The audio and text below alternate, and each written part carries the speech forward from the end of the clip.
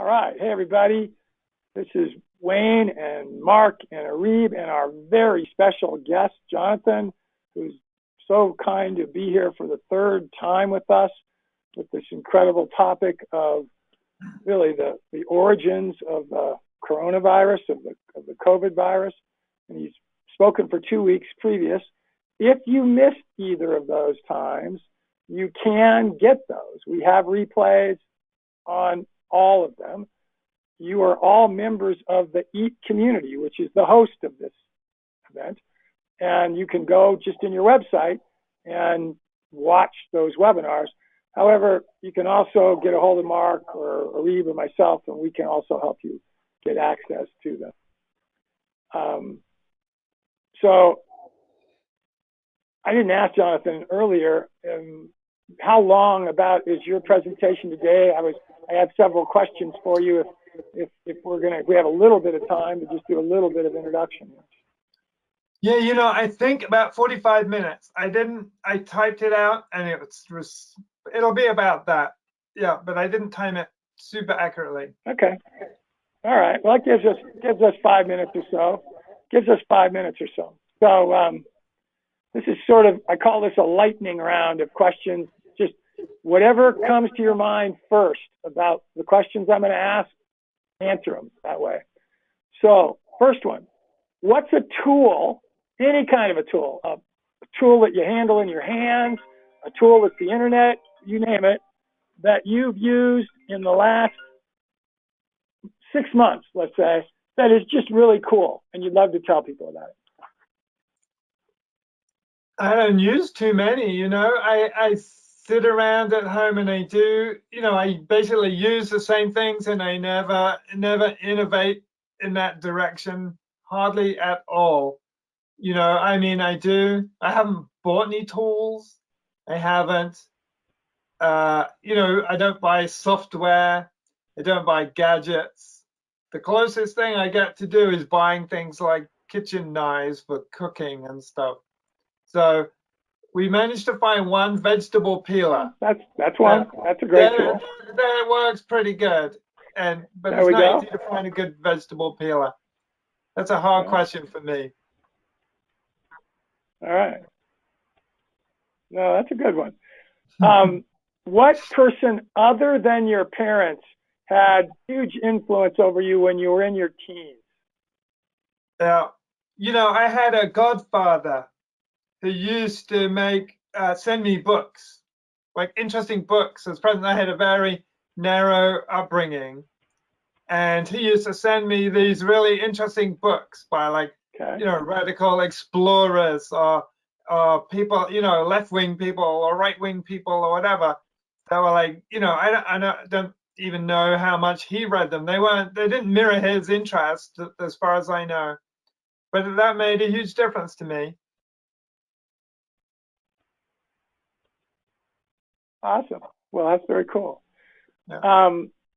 Tell us about something that's happened in your life that when it occurred, it seemed like it was just horrible.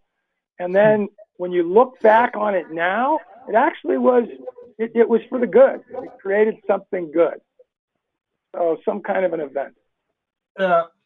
Well, a pretty big one was I went to India for 3 months and I had a fairly miserable time. I was ill for most of it. And we went home. We went home a little bit early just because we were just so exhausted and tired of being ill.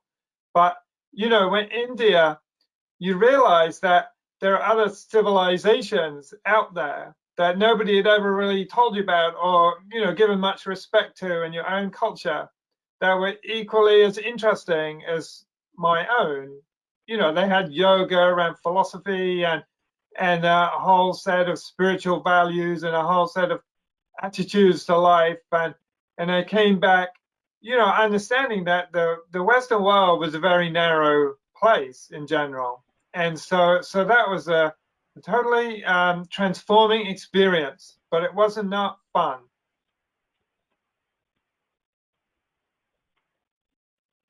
Well, and you realize that later. Last question, and then we'll go ahead and go to your presentation.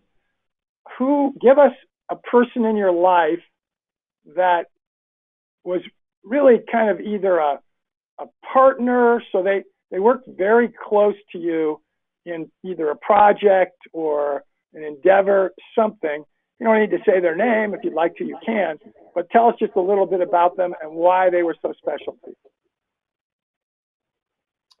You know, it's interesting. I mean, science is a very solitary profession.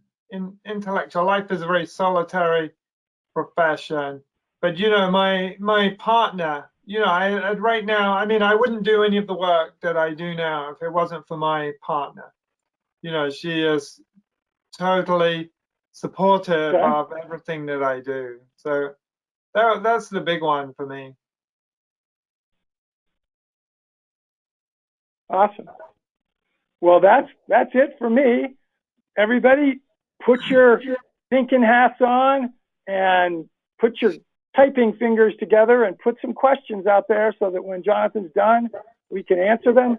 I'm going to actually mute my webcam so I don't distract. And Jonathan, it's all yours. So I can just present from here. Is that right? Oh, we don't have the screen isn't big. Okay, right. Let me know if this is a problem. So in the previous two talks in this series. Oh, this is fine. It's just you're seeing. Okay, great. Thank you, Wayne. So, well, I forgot to say greetings, everybody, and thank you for people who are coming back, and welcome to new people. So, and thank you, Wayne, for that introduction too.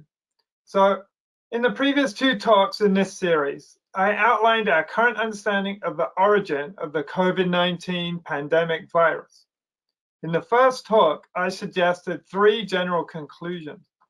One of these was that there is currently virtually no evidence in favor of a zoonotic origin of SARS-CoV-2, which I will call SARS-2.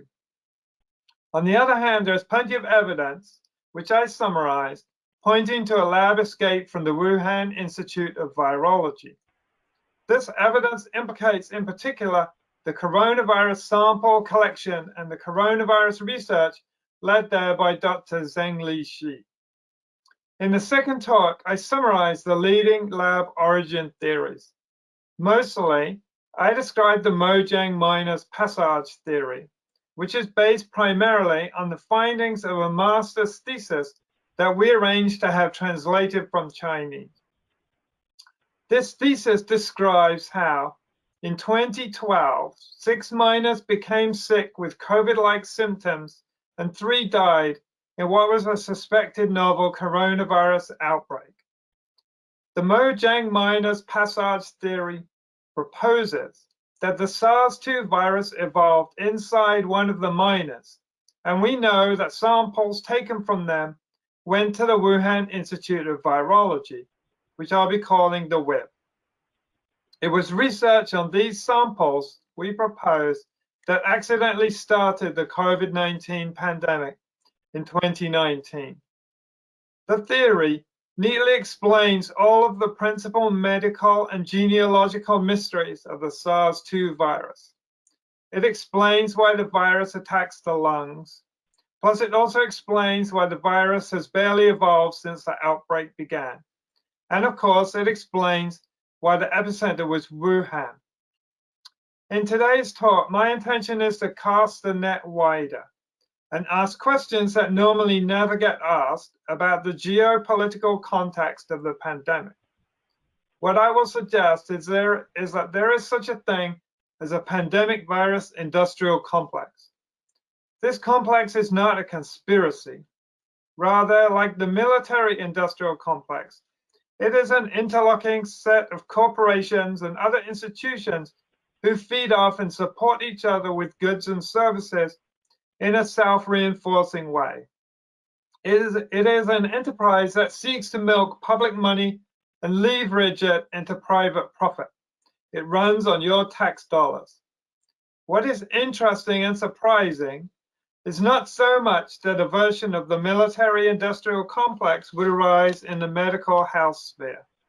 It is rather that many of the participants play unexpected roles. Philanthropies are string pullers and profit centers. The Defense Department is a cash cow, but also a provocateur.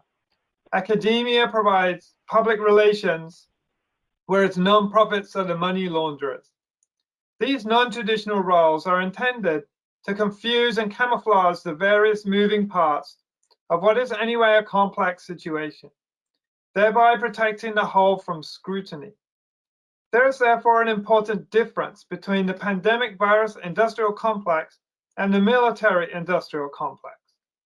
The pandemic virus industrial complex is public facing and expected to be beneficial and transparent, whereas the military industrial complex does not really have to cope with these demands. It has no image to speak of that needs to be maintained, and it doesn't interact with organizations that themselves are sensitive to reputational damage. This requirement is in large part the explanation for these institutional complexities and non-traditional roles, academics providing PR, etc. They exist because a complex illusion has to be maintained. What I will propose is that the pandemic virus industrial complex has played a decisive, so far at least, role in deflecting and obscuring the likely pandemic origins. Its existence explains why the mainstream media has barely discussed the evidence I have previously described to you.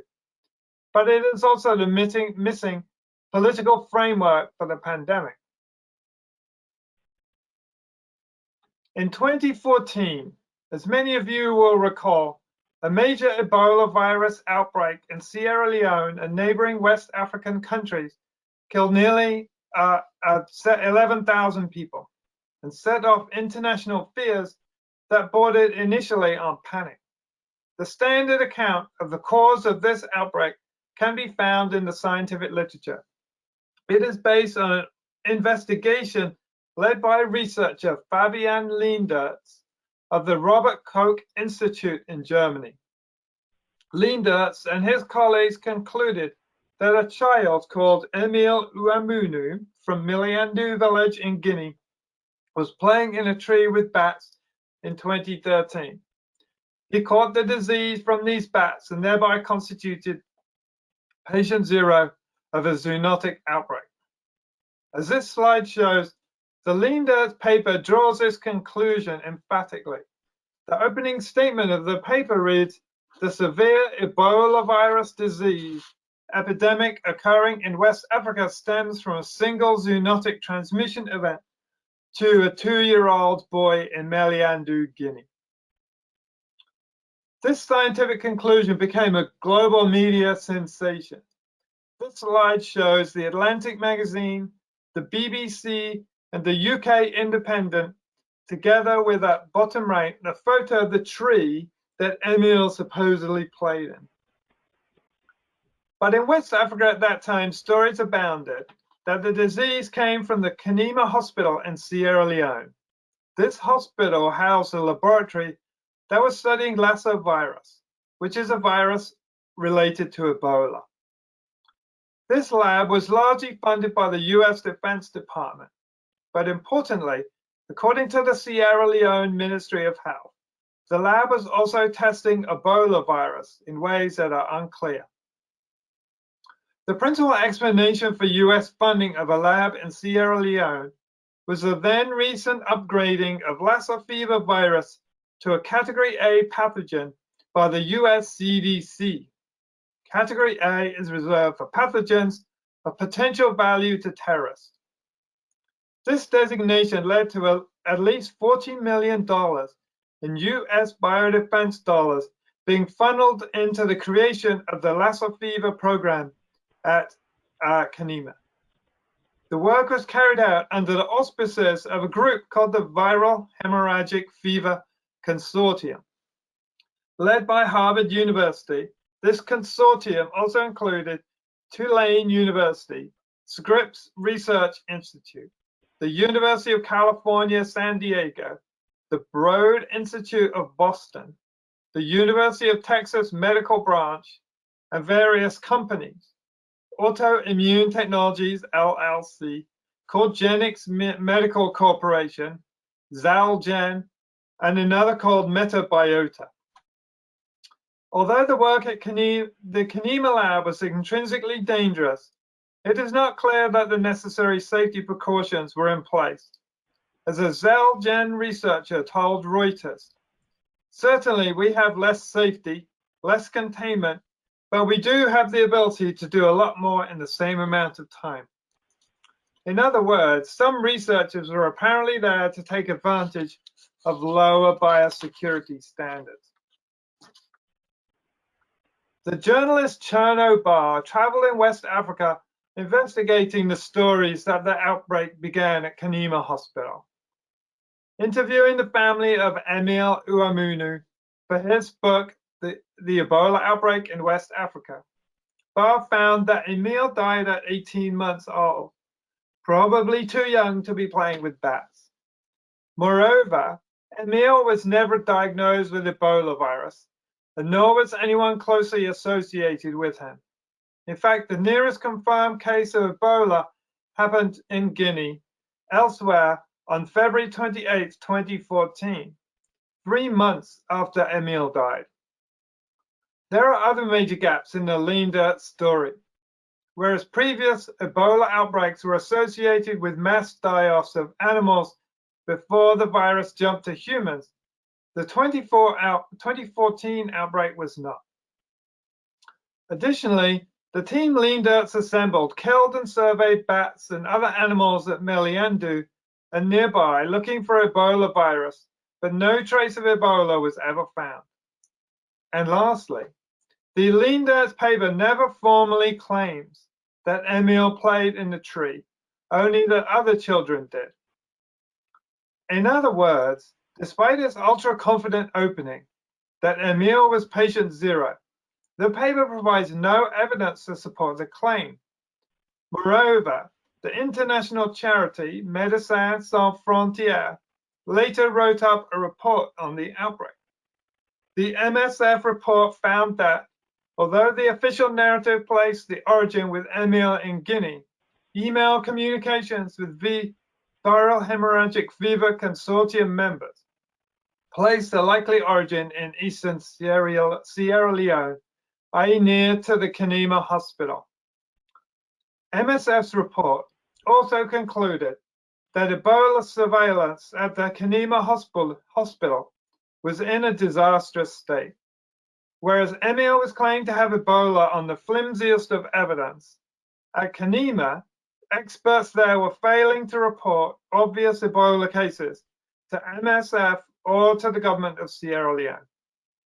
Finally, and certainly not least, the 2014 epidemic strain of Ebola most closely resembles the Zaire strain, up to then only found in Gabon and Zaire, now known as the Democratic Republic of Congo, over 3,000 kilometers and 5,000 kilometers away, respectively. All told, it is hardly surprising that Chernoh Alpha speculated that the outbreak might have started at the Kenema Hospital Research Lab. It would certainly be interesting to know what strain of Ebola was being tested at Kenema. Yet no lab investigation ever occurred. What lessons does this story provide that can be of use to us in this current pandemic? First, it suggests that lab escapes may be more common than we think. What are widely considered zoonotic outbreaks may not be at all. And for another example of this, I would highly recommend Edward Hooper's book, The River, about the origins of AIDS and HIV. The second useful analysis we can apply to this event is to follow the money. The first thing to notice is that it is government money, in this case mostly US defense dollars, that finance the viral hemorrhagic fever consortium's research and development in Africa. For other projects that constitute the pandemic virus industrial complex, the money may alternatively derive from aid dollars or health dollars, depending. Thirdly, consortium members like Cogenics and Metabiota have a specific business model in mind. But the model is not directed at protecting Africans from Lassa or Ebola.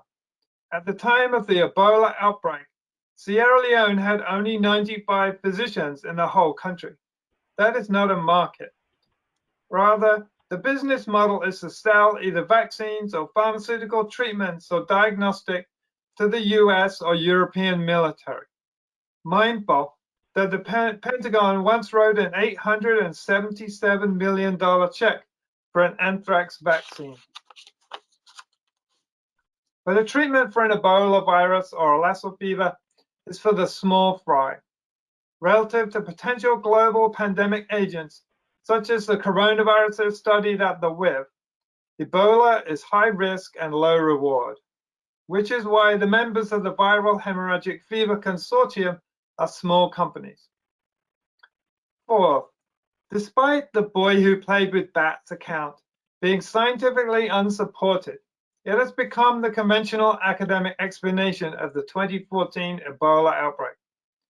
The success of that narrative suggests an alarming deficiency of academic skepticism in the zoonotic origins community. The scientists are failing in their primary academic role of generating knowledge and understanding. Instead, more and more frequently, academia creates fictions, convenient, self-serving narratives. Whether the 2014 Ebola outbreak was truly a lab escape cannot be assessed without a thorough and unbiased investigation, which never happened. However, locating the start of the outbreak seemingly in Guinea helped diffuse the popular suspicion of one.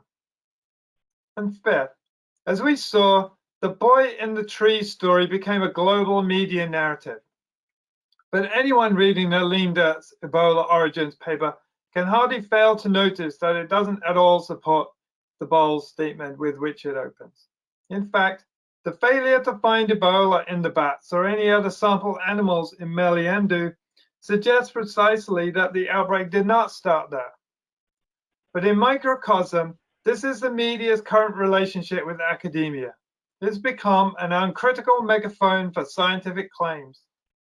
Because of this, unscrupulous actors have taken a leaf from the tobacco playbook. As well as manipulating the media, some now target academia directly. This is a more efficient and more effective and more subtle way to influence public opinion, as scientists are thought to be unbiased and independent. A classic example of business exploiting academics to create a media storm was the Nobel Prize winner's letter in May 2020, protesting the discontinuation of funding to the EcoHealth Alliance. As you may have heard, when Donald Trump heard that the EcoHealth Alliance, a New York-based nonprofit, was channeling US research funds to the Wuhan Institute of Virology and funding Zheng Lishi to genetically modify bat coronaviruses, he ordered the NIH to terminate that funding. Almost immediately, 77 Nobel laureates wrote a public letter to US Health Secretary Alex Azar, saying that they were, quote, gravely concerned, end quote, about the precedent set by this termination. This letter gained wide media attention. This Nobel protest letter was organized by Sir Richard Roberts. Roberts is a molecular biologist and Nobel Prize winner, but he is also a senior executive with New England Biolabs. New England Biolabs is a huge manufacturer of scientific laboratory equipment and reagents. Cutting funds for biotech virus research threatens their core business, raising the question of whether Roberts is a disinterested party. All the signs suggest he is not. In 2016, Roberts coordinated a different Nobelist letter that also grabbed headlines. This one was a 107 Nobelist broadside aimed at Greenpeace for supposedly blocking the development and approval of GMO golden rice. I say supposedly because the central claim of the Nobel letter was false. Regardless, to publicize that letter, a press conference was organized at the National Press Club in Washington, D.C. One of the organizers of that press event was a former Monsanto PR executive, and the website set up to host the letter could be traced back to the Genetic Literacy Project, another organization closely tied to the biotech industry. The point here is that there is nothing spontaneous about these letters. They're carefully choreographed PR gambits. Overtly, they are defenses of freedom of inquiry or companies, or progress, rather, sorry. But what is really being defended are the overlapping business interests of companies like New England Biolabs and Monsanto. In this world, science and scientists are useful pawns with which to shape public opinion. One might say that science has become the new public relations. The COVID-19 pandemic and the 2014 Ebola outbreak have much in common. Both outbreaks featured widespread concerns that the virus responsible might have come from a lab. Moreover, as noted above, financial support for much of the bat coronavirus research at the Wuhan Institute of Virology came from the US government via a US nonprofit. In this case, the EcoHealth Alliance, which is based in New York City. Over the last 8 years, the EcoHealth Alliance, whose New York head office is pictured in the slide, has received well over $100 million in federal funds. This money enabled laboratories on various continents to collect and research exotic and often highly virulent viruses. The WIV was just one such site. But the WIV and the EcoHealth Alliance work closely together. Dozens of coronavirus papers feature researchers from both institutions. Despite this conflict, Peter Daszak, the president of the EcoHealth Alliance, who is pictured here, has been allowed to exert enormous influence via the media, dismissing lab origin possibilities and talking up zoonotic theories. A second similarity is that, like the Viral Hemorrhagic Fever Consortium's funding, the budget of the EcoHealth Alliance is heavily dependent on the US Defense Department. Since 2013, the EcoHealth Alliance has received almost $40 million worth of Defense Department money. In fact, the connections between the EcoHealth Alliance and the defense sector are extensive.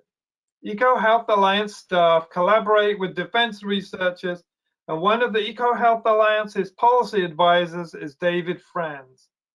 Franz is listed on their website only as the principal of an entity called SBD Global, but he is the former head of Fort Detrick, the US's primary biodefense facility. When suggestions of a possible lab escape in Wuhan began to appear, the EcoHealth Alliance also turned to scientists to defend them. The first clear manifestation of this was a letter to the medical journal The Lancet in February. Calling their letter a statement, it was signed by 27, quote, public health scientists, close quote. It states, open quotes, we stand together to strongly condemn conspiracy theories suggesting that COVID-19 does not have a natural origin. Conspiracy theories do nothing but create fear, rumors, and prejudice, close quote. It has since come to light through freedom of information requests by the transparency group US Right to Know that the orchestrator of this influential letter was Peter Daszak. Of these 27 initial signatories, only Daszak lists any affiliation with the EcoHealth Alliance. But a little digging reveals that 5 other signatories, Rita Colwell, Hume Field, James Hughes, William B. Koresh, and John McKenzie, are members of the board of directors or policy advisors or employees of the EcoHealth Alliance. William Koresh, for example, is listed as Executive Vice President for Health and Policy. All a casual reader of the letter would see is that Hume Field is from the University of Queensland, William Koresh is with the OIE, which is the UN's International Organization for Animal Health, and John Mackenzie is at Curtin University, Australia. A little more digging shows that these addresses are flags of convenience. Field is an honorary professor, Mackenzie is an adjunct, and Koresh is on a working group of the OIE. To conceal 5 of 6 EcoHealth Alliance affiliations, plus long-term funding arrangements with the WIB, is grossly misleading. Nevertheless, the Lancet letter ends, "We declare no competing interests." Particularly important for the public understanding of the origins has been a letter published in Nature Medicine in March with the title, "The Proximal Origin singular, of SARS-CoV-2. This is the text typically cited for raising the no longer credible pangolin theory that I discussed in the first talk. The letter is short, but it emphatically dismisses the possibility of a lab origin no less than 5 times. For your convenience, I've assembled those statements on this slide, but the letter also makes a straw man of the origin possibility, the lab origin possibility, rather. By construing it in specific and unnecessary ways, the authors make it easy to dismiss. This disregards that there are many ways to create a novel virus, including those that leave no sign of lab manipulation. Thus, the letter is more of a rhetorical trick than a serious work of science. The trick was highly successful, however.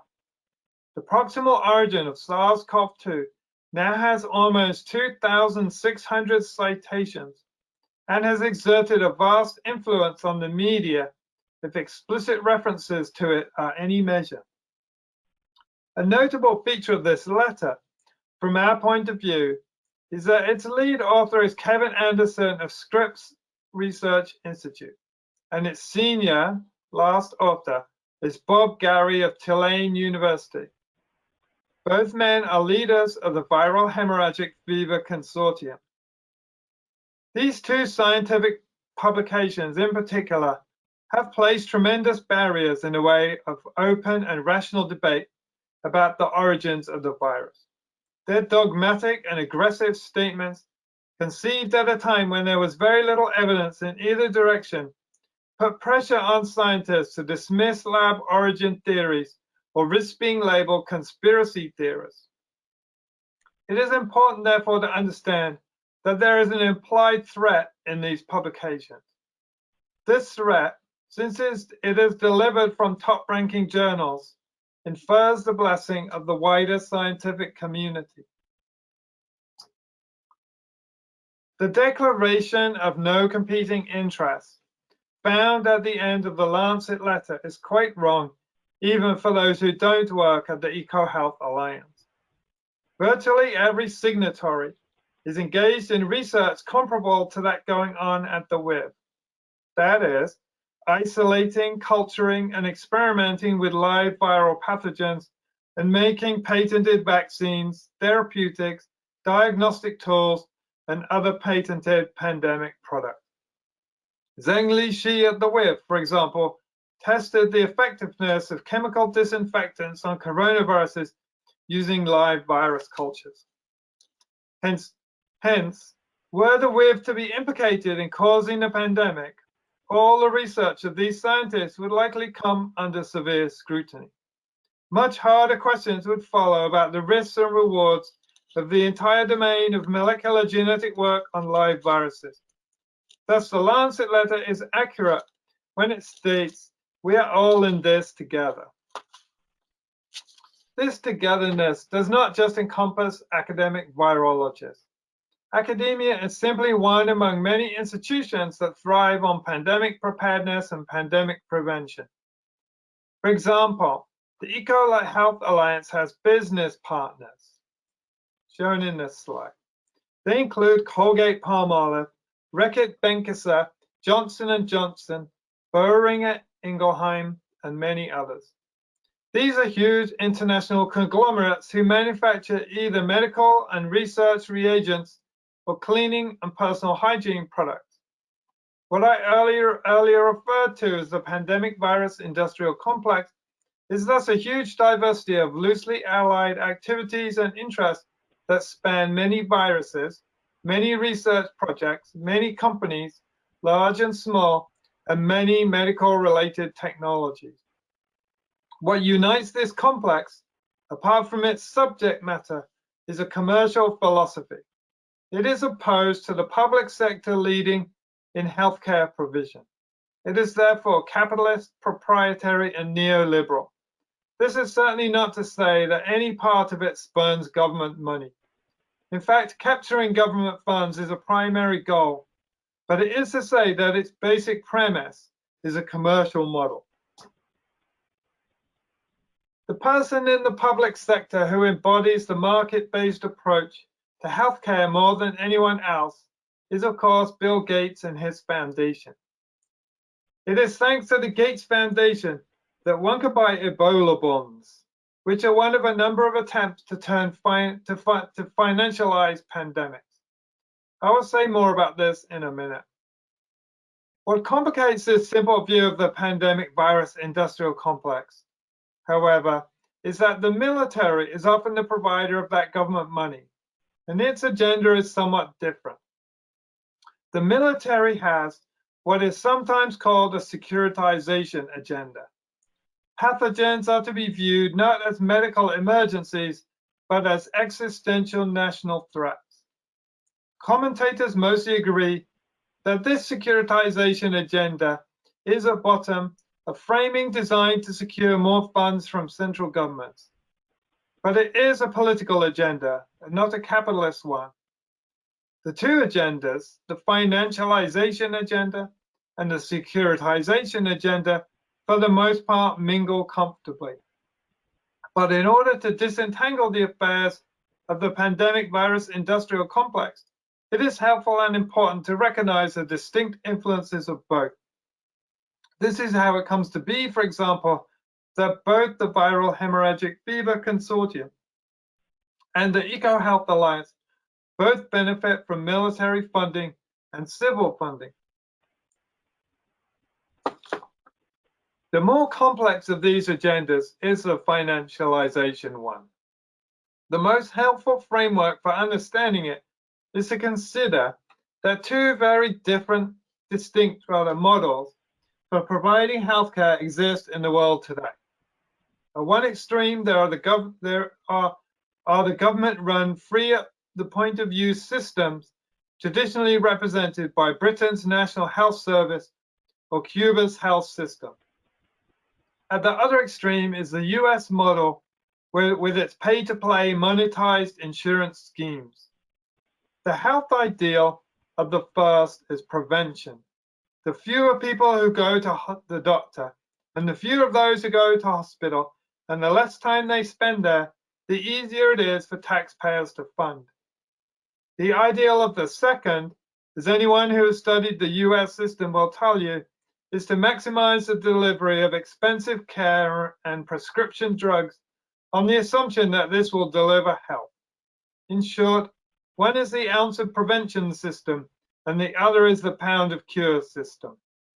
Thus, the US system thrives on expensive treatments, and these expensive treatments offer a business model for innovators, which is where the research community factors in. Research provides the ideas and intellectual property ownership through patents necessary for the system to work. The two systems approach pandemics from very different points of view. There is, in principle, a simple way to defend against respiratory disease and other pandemics. Have a healthy, informed population, offer free testing, use public service messaging, and make masks and PPE and hygiene products widely available. Importantly, this approach requires no deep knowledge of the underlying disease, which, since a pandemic is likely to be caused by a novel pathogen, it assumes is not available. This approach might be called traditional Western healthcare. The contrasting system is narrow and highly targeted. It aims to develop disease-specific diagnostics, vaccines, and cures, often devised only after the disease breaks out. Allied to this approach is the idea of pandemic disease prediction. Sample animals from the wild, collect their viruses, identify potential spillover genomes and vectors, and so predict outbreaks before they arise. To some extent, these descriptions are caricatures. No existing system fully matches them. But the key to understanding the pandemic virus industrial complex is that the latter approach is its ideal. In contrast, the appeal of PPE and prevention is negligible. It is not clear where large profits will come from. In many ways, the current pandemic represents a battle between these two: traditional healthcare systems on one side and the pandemic virus industrial complex on the other. This is where the Gates Foundation comes in. The end goal of the Gates Foundation is to bring the US-type privatized healthcare model to the whole world and thereby save it. The foundation aims to transition all healthcare away from traditional government-led systems by creating markets for technocratic patented solutions. As Bill Gates once told the Davos World Economic Forum, businessmen and businesses are best placed to save the world. This agenda is not hidden. It can be defined from many sources, even though the foundation is quite secretive and non-transparent. For example, senior state staff at the Gates Foundation overwhelmingly come from businesses like the pharmaceutical industry and the biotech industry. They do not come from Greenpeace or MSF. Such business-minded people view traditional healthcare as an obstacle, and they see no conflict in Bill Gates promoting vaccines and also investing in vaccine manufacturers. To them, this is simple synergy. One key reason why the Gates Foundation is successful, therefore, is simply that it is perfectly in sync with the activities of the pandemic virus industrial complex. The other reason is that the Gates Foundation is exceedingly strategic and clever in implementing this vision. Thus, the Gates Foundation has dual roles: visionary and fixer. The Gates Foundation has vast financial resources and unsurpassed connections. It also has the freedom to operate conferred by its unaccountable foundation status. The Gates Foundation can therefore do almost whatever it wants. It uses this power in strategic and sometimes unexpected ways. Its strategy has two main arms. One is the obvious one of leveraging its money. The foundation is very wealthy, but it also spends its money very carefully. It strategically sprinkles it around so as to incentivize others to work towards its chosen goals. It also attaches a lot of strings to the money that it does give, and it leverages that money to generate more for the institutions and projects that it favors. If organizations already exist and cannot be unmade, they are co-opted or a workaround is formulated. If suitable organizations do not exist, the Gates Foundation creates them. All these characteristics create a pervasive web of influence and an environment of deference and stifling conformity. One could say a culture of fear, which is sometimes described as the Bill chill. The activities of the Gates Foundation are thus at least as much about achieving institutional structures as about practical achievements. And the aim, to quote Nicoletta Dentico, is to generate, open quotes, financial pressure aimed at directing international political consensus towards technical solutions, close quote. Hence, the Gates Foundation is a funder of both the Viral Hemorrhagic Fever Consortium and the EcoHealth Alliance, because these institutions are considered to be advancing important technical goals of the pandemic virus industrial complex. A classic example of the Gates approach is Gavi, the Global Vaccine Alliance. Gavi exists to develop global vaccination programs. The Gates Foundation set it up strategically located its headquarters in Geneva, Switzerland, near to the World Health Organization, and has provided it with $4.1 billion. Added to this sum has been $14 billion provided by Northern government donors. Gavi operates on a public-private partnership model. Despite this large cash input, local countries still have to pay Big Pharma for the vaccine and must also contribute staff and infrastructure for the resulting vaccination program. Gavi is estimated to have saved 13 million lives. But it is also clear that in many countries its programs have come at the expense of very basic healthcare. To many analysts, it is unclear if there are any ultimate public benefit deriving from Gavi. However, there is a private profit, and there is a benefit to the Gates Foundation. It gets the lion's share of the credit without ultimately having put up much of the money. This is the classic Gates Foundation pattern.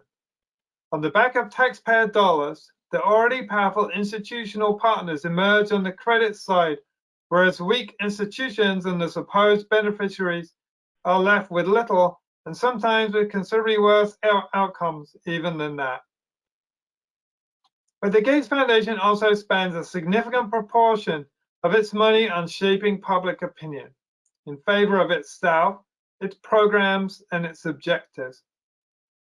I once went to a talk at Cornell given by a dean in the College of Agriculture.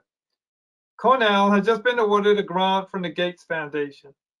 The dean was pleased, but also taken aback to find out that the terms of the grant required them to spend 10% of the money on publicity. The next time you see a newspaper or magazine article featuring a Gates-funded project, consider the likelihood that it was paid for. An investigation in late 2020 by Tim Schwab of the Columbia Review of Journalism found that the Gates Foundation had disbursed at least $250 million to the media. At the UK's Guardian newspaper, for example, the Gates Foundation sponsors its coverage of international development. $250 million is a large sum, but Schwab's investigation did not cover grants like the one offered to Cornell, nor did it cover contracts entered into by the foundation. Nevertheless, as Schwab showed, such spending goes a long way to explaining the extraordinary level of media interest in the Gates Foundation. The glowing editorials, the multitude of Gates interviews, and of course the rarity of critical coverage. The resulting positive attention protects and advances Gatesian agendas and creates a broad political license to operate. Returning to the case of COVID-19, it might now be clearer how all this plays out in the pandemic. On the one hand, the Gates approach, as modeled by the US, has not been a clear success. Even though the US has nominally a very high standard of healthcare, the virus has spread out of control. For many, the best hope lies with vaccines, but for now, it is too early to determine what their effects will be. On the other side, traditional public health measures, such as masks and PPE and hospital beds, have been sorely needed but in short supply. Shortages of these have severely impacted the progress of the pandemic, as evidenced by examples such as the disastrous decisions to move COVID patients to nursing homes.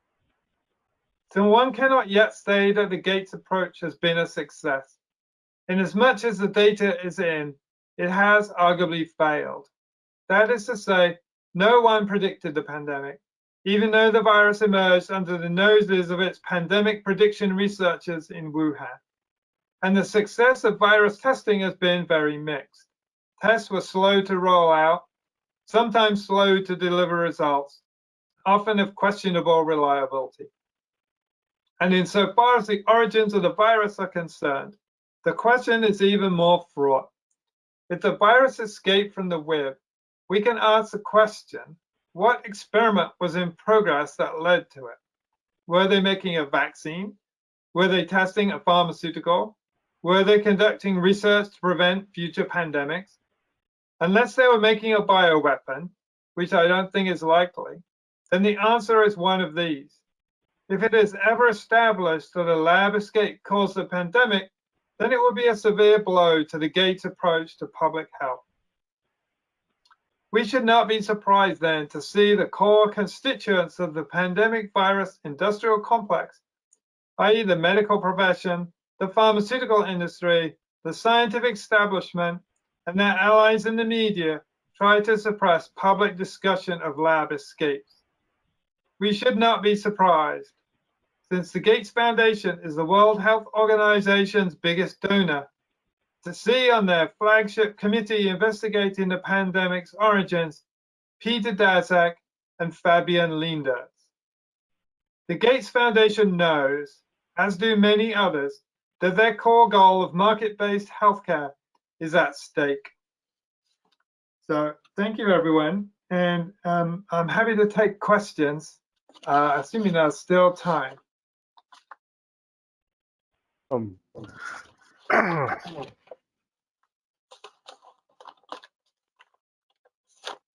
we do have some. Are you hearing me there? I hear you.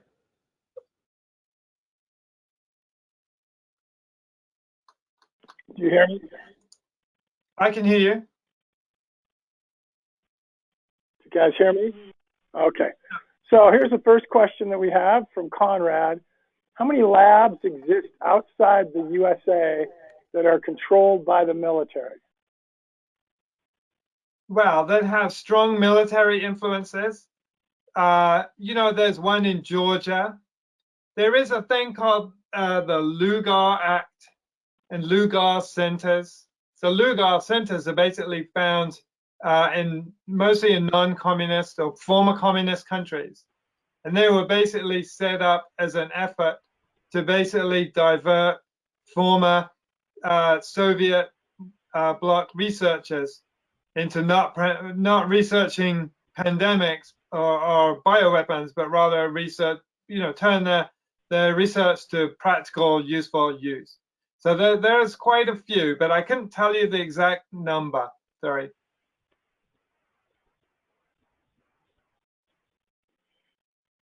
A little bit on the same line, who can enter these and use them? And then also says, including the CIA. And then he says, many of them were in the old USSR. Remember, this fellow, Conrad, is writing a book about the coronavirus. I told you about him before. So the question was about how many are accessed by the CIA. I think, there is evidence. There's a Bulgarian writer, and I can't remember her name offhand, but she's studied the lab in Georgia. She has gone there and shown US diplomats shuttling backwards and forwards from the lab to the local airport in diplomatic vehicles, presumably taking samples back and forwards. So, there's good reasons to think that when these labs collect samples, that the US obtains copies of all these samples. You basically take a swab and you divide the sample in two. So I think that kind of thing is good evidence for.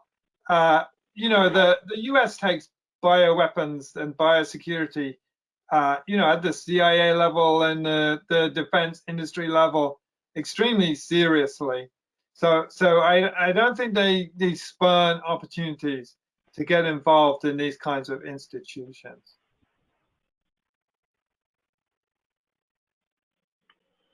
So Ty asks, does the Mojiang's miner's passage theory provide any insight into the presence of furan cleavage sites in the coronavirus associated with COVID-19?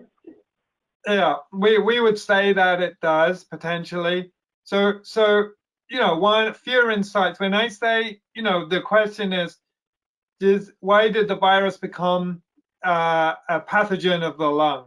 Right? The reason why coronavirus is more harmful than the COVID rather is more harmful than irregular coronavirus is that it infects people's lungs and other tissues, right? Like it goes into people's nervous system. That's why people have the inability to taste, for example. That it goes into people's intestines. It can go into various organs. And so that's one reason why it's such a harmful virus, or relatively speaking, harmful virus compared with most, coronaviruses.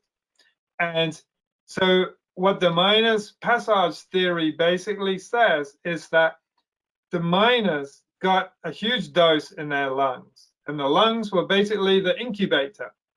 And what you need for a virus to survive well in the lungs is a furin cleavage site. So most people are focused on the evolution of the furin site in a technical sense, like what virus did it come from, or did somebody add it as part of a kind of lab manipulation process? But we also know that furin sites evolve naturally, just through mutation. And what the Mojang miners passage theory suggests is that there was such a selection pressure inside these lungs. So like the longest miner to have had the illness had it for something like 6 months, right? What that does is provide a huge selection pressure to evolve things like furin sites that enable the virus to do well in the lungs. And so what we've ended up with is a virus that's super good at infecting lungs, and that's why it's so harmful. So yeah, we would say yes, it does.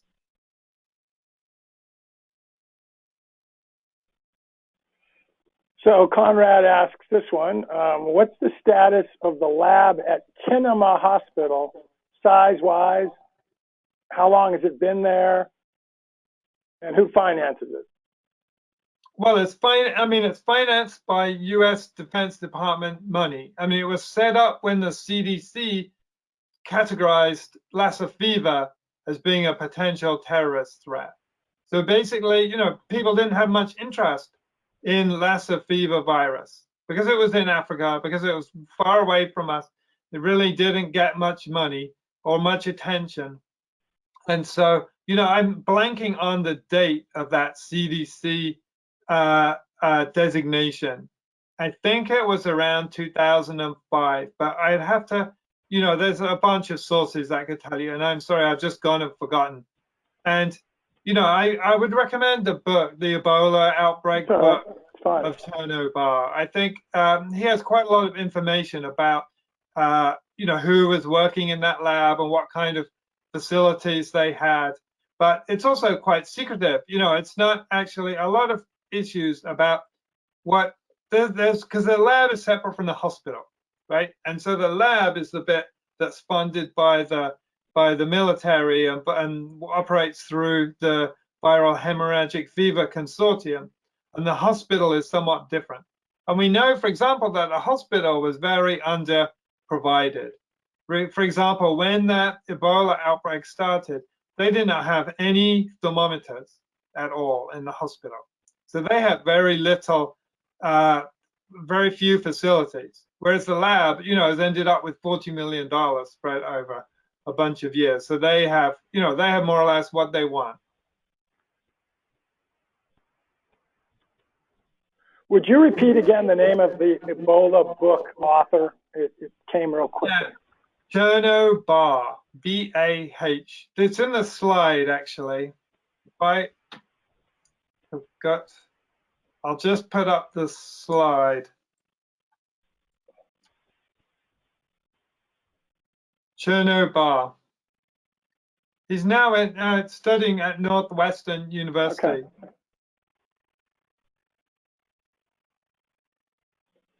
There we go. Okay.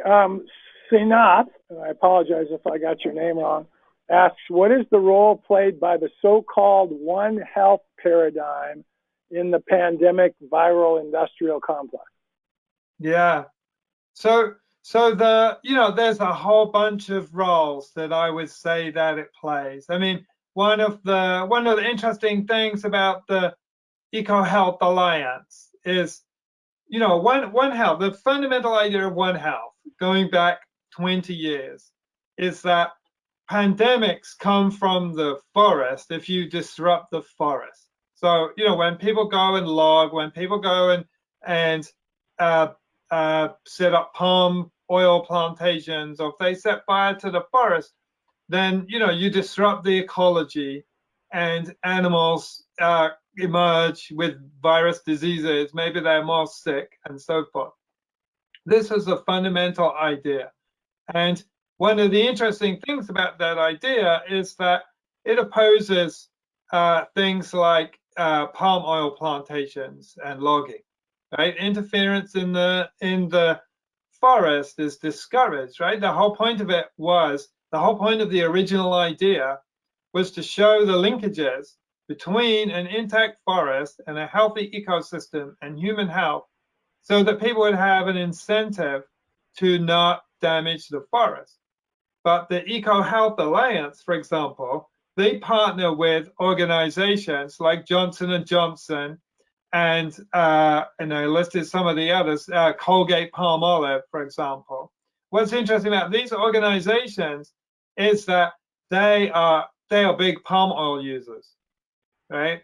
So what's going on with the EcoHealth Alliance, which in many ways has adopted the mantle of One Health and claims to be speaking for One Health, is they are partnering with the organizations that are primarily responsible for destroying the forest.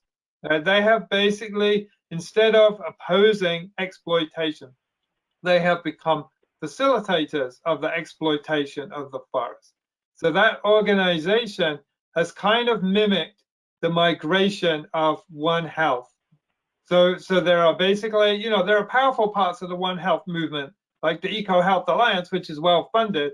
And then there are the impoverished parts of the EcoHealth Alliance, or there are individual professors who will tell you that, that the EcoHealth Alliance is on the wrong track, and we should be protecting the forest. We shouldn't be giving awards to Colgate Palmolive for making slightly more sustainable palm oil plantations, which the EcoHealth Alliance has done.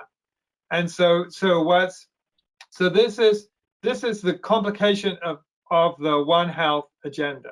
And what the EcoHealth Alliance has also done is facilitate this research into pandemic prediction, into pandemic prevention. So they are funding, because they're funding Zheng Lishi, for example, and they're funding her expeditions into remoter parts of China and other parts of Asia and even Africa to go and find viruses. They've become essentially fully paid up members of the pandemic virus industrial complex. So they've totally broken with their kind of mission, original mission. And if it's not so obvious if you look at their website, but if you look at their activities, it's perfectly clear that they are just fully paid up members of the PVIC.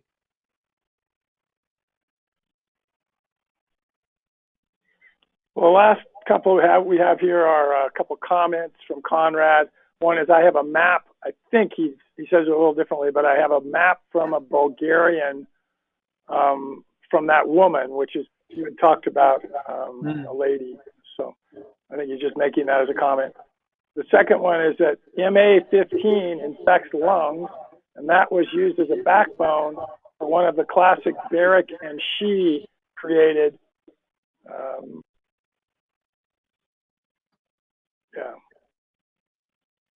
Yeah, no, that's right. Comments from him. Yeah. Well, I don't see any other questions. And no, I can add a little bit to Conrad's comment, though.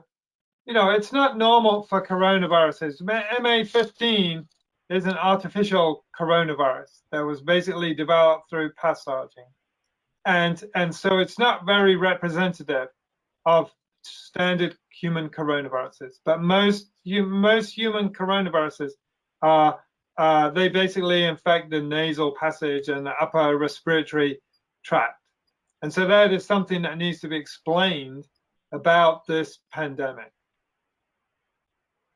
So that's one reason why I cited that at the beginning as a reason why we favor the Mojang minus passage theory, why we presented that. Right. Well, Jonathan, thank you so much for these last 3 weeks. Lots of interest here, and everybody in the audience, thank you for being patient and being, I don't think any of you left during the whole time. That was very cool. Mark and Areeb, thank you for your help. And we actually are going to hope that sometime down the road, we get Jonathan back to talk about his real expertise, which is DNA, and where he has a huge love and passion. And we've talked about it, and we'll get him to potentially do a series for us down the road on that. So, Jonathan, thank you. Yeah, no, you're welcome, Wayne. Thanks very much, and thanks very much to the audience and for the questions. That was great. Yeah, I'd love to be back. I didn't really plan to plug it, but I'm writing a book about genetic determinism and how organisms are really self-organizing systems, and what that means for biology, but also politics and many other things. Awesome. Well, Mark, why don't you take us out? Everybody have a wonderful rest of your day and weekend, and thank you for being here.